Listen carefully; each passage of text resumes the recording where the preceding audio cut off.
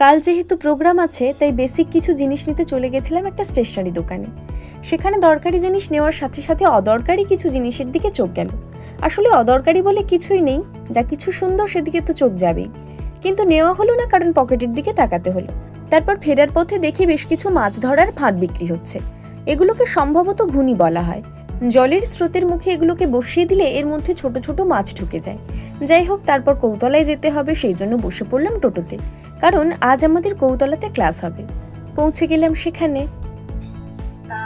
আমি নাচের প্র্যাকটিসের জন্য কৌতলাতে এসেছি। এবার আমার বান্ধবীরা এখনো পর্যন্ত কেউ এসে পৌঁছায়নি। তো আমি যেখানে যাব প্র্যাকটিসের জন্য সেই জায়গাতে ক্লাস হচ্ছে বাচ্চাদের, ওখানে একটা স্কুল চলে বাচ্চাদের, কেজি স্কুল টাইপের।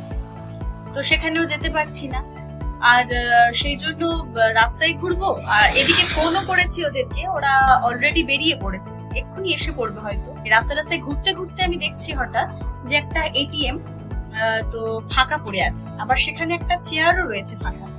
তো ভাবলাম বৃষ্টি আসবে হয়তো, এমন ওয়েদার চারদিকটা, কেন বাইরে বাইরে ঘুরবো বা বাইরে কোথাও বসবো, তার চেয়ে ভালো যে এটিএমেই বসে পড়ি। তো প্রথমত তো যে চেয়ারটা ফাঁকা ছিল সেখানে আমি বসেছি, ততদূর পর্যন্ত ঠিক ছিল।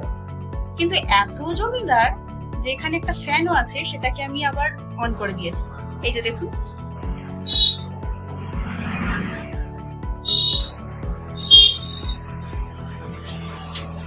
যাই হোক, মোটামুটি এখানে বেশ রাজকীয় একটা ব্যাপার করে নিয়ে বসে আছি। বান্ধবীরা এলে তারপর একসাথে সব যাব কৌতলা ক্লাবে, সেখানেই আমাদের ক্লাস।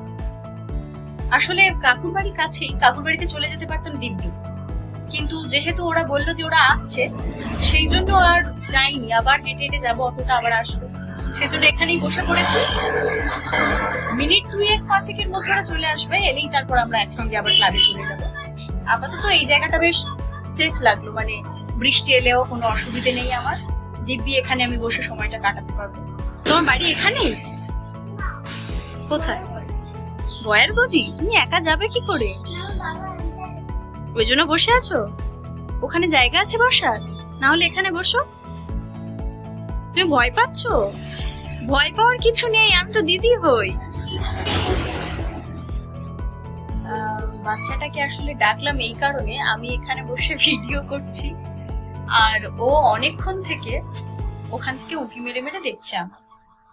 তো সেই জন্য মনে হলো যে ডাকি ওকে, একটু কথাও বলা যাবে আর ওরও কৌতূহলের নিবৃত্তি হবে। যাই হোক, ও বোধহয় আমাকে দেখে একটু ভয়ই পেয়েছে, ভাবছি যে কে এটা, ভিডিও কেন করছে, কি হবে।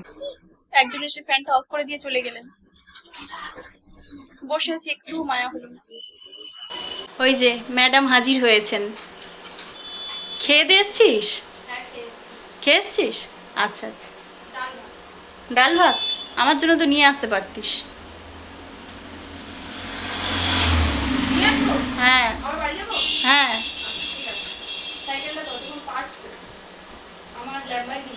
ল্যাম্বরগিনি। আচ্ছা। ওই যে বললাম ক্লাবে ক্লাস হবে, কিন্তু কাকুকে ফোন করতে কাকু বললো যে ওনার বাড়িতে চলে যেতে।